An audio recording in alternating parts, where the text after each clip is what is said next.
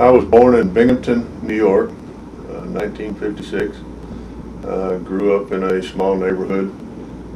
My father was a factory worker for Vail Blue Press in Binghamton, and the one thing that he was able to do is be, in my mind, a non-degreed civil engineer. He designed a private storm sewer system at our home. He built many retaining walls and sketched those out on a piece of paper, and that kind of got me excited into engineering. And basically, I'm going to say from 10th grade on, I knew I wanted to be a civil engineer, and then I went to school at the University of Vermont on a football scholarship, and began my civil engineering education. Now, did they have a civil engineering school at the University of Vermont? Yes, sir. It was approximately 100 years old when I went there. Wow. Very old-timey school, and a very highly accredited engineering program that kept me on my toes at all times. I looked at the engineering opportunities in the newspaper, and where there was 2 or 3 of them in New York's paper. Here in Texas, there was 5 or 6 pages. Wow. So 3 days after I graduated, I packed everything in my car and moved to Texas and been here ever since. The first job I had was with Don Moreau Consulting Engineers. I worked there close to 2 years. Then I went and interviewed with Mr. Goodson, who told me that he probably didn't have a job for me. After spending about 3 hours talking to him about football, and he went to the University of New York for his graduate degree. Wow. Along with his son, he called me a couple days later and told me that basically I had a job offer, and I was very excited and asked him, one thing we didn't talk about was salary, Mr. Goodson, and he said, well, I started all my engineers at $15,000 a year, and that was a $3,000 raise for me. So I said I have no problems with that, and began working there. I worked there approximately 5 years. At Goodson, really at school, I was a member of the student chapter, and really was an officer in the student chapter. Most of the professors pushed us in that way. When I got out of school, the job I had at Ray Goodson Engineers, Fritz Beck was a longtime engineer here in Dallas, and probably the second week I was there, he grabbed me by the hand and he said, we're going to the ASCE luncheon. And I asked him what it was, and he said, it's a great place to meet engineers, socialize, and learn technology. And basically, I'll never forget, he introduced me at the table and said, this is the biggest engineer in Dallas. And at that time, I probably was a little better in shape than I am today. But Fritz really pushed me in the direction of getting involved. I started as a treasurer, and for several years, and worked my way up to president. I believe I was president in 1990, 91. Mm-hmm. And it was exciting times. Set some goals that for that year, and had a great number of folks work with me. We actually started the Dallas branch scholarship program. I made a very strong effort, and I believe I made all 17 branches. Wow. And I probably visited about half of the student chapters. Probably realistically talked to all the student chapters at our section meetings, but actually got to get to some of their meetings, and enjoyed that a great deal. Some of the other things that I was able to work on was basically we had our first live video conference that year, and it was shown I think in 20-25 different spots all the way to Mexico. A lot of the universities utilized their systems to go ahead and project it, and I think we had approximately 100 folks that were able to see that video conference. It was an interactive conference, which was one of the first that I had been involved in, and really wanted to try to take care of some of the technical advancements that were available. I sat on the District 15 Council for national. Was not an actual director for Texas section. but was a substitute director several times.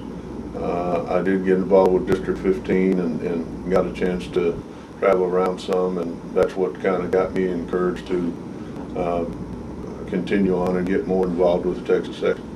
To go back just a little bit with National was I was the membership recruitment director for Texas section, and was lucky enough to actually win the International Recruitment Award. Wow. For National. At that time, my wife was pregnant, and I didn't get to make the trip to New York City. I had a free trip to go to the national meeting. Mr. Ayub Sandu took my place and went to New York City. They had a hard time understanding that he was David Schnurbusch, as we don't look very close to each other. But yes, sir, I had the opportunity several times over the last 5 or 6 years to get involved with National, and because of the business and so forth, I needed to kindly wait a little while. This last year, I was able to accept the ability to run for the Society Director, Region 6, and thank God I was elected. My opponents didn't hurt me too bad since there wasn't any, but basically I've enjoyed it very much. We've had 6 or 8 different meetings. As a society director on the board, you are placed on executive committees. I'm fortunate enough to be on the finance committee, which is a very integral part of National, and has when the budget for National is in the $50 to $60 million range, it gives you a real good overview of all the programs and how you make those works and so forth. There's a young man by the name of A.C. Burkhalter that tapped you about 5 or 10 years ago to start an institution called the Texas Civil Engineering Foundation. Can you tell us a little bit about that? You bet, Jack.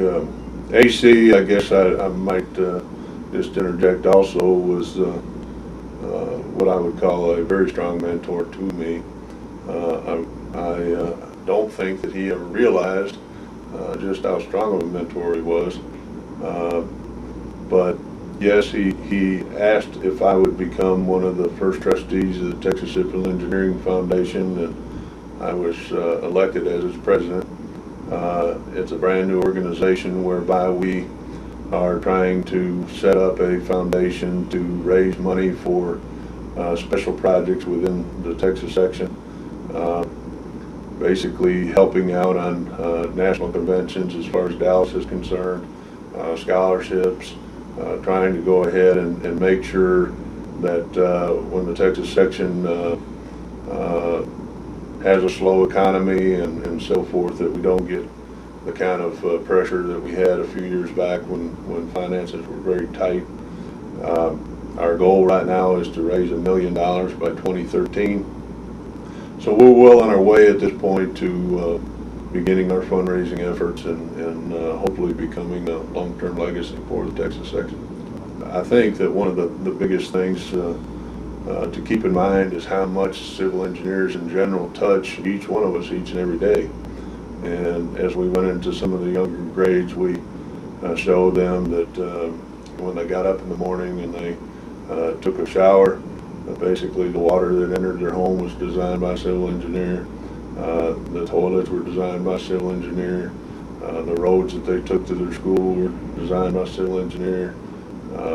And just basically the entire civilization around them, a civil engineer has had a big impact on it. I would encourage both the male persuasion and female persuasion to get involved. Civil engineering is an exciting career.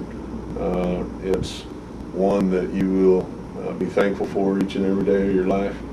And as you get a little bit older, you have opportunities like this to be able to encourage and spread the knowledge that you've learned over the years. I have been blessed by so many folks. As a past president and so forth, really all you can do is try to organize, set some visions ahead, and it's the people around you that pick up the heavy weight and move things down the road. My team members here at USA have been instrumental in making the firm successful. And every day I just thank God that I was a civil engineer. And I thank God that basically He's allowed me to do some of the things that I've been able to do.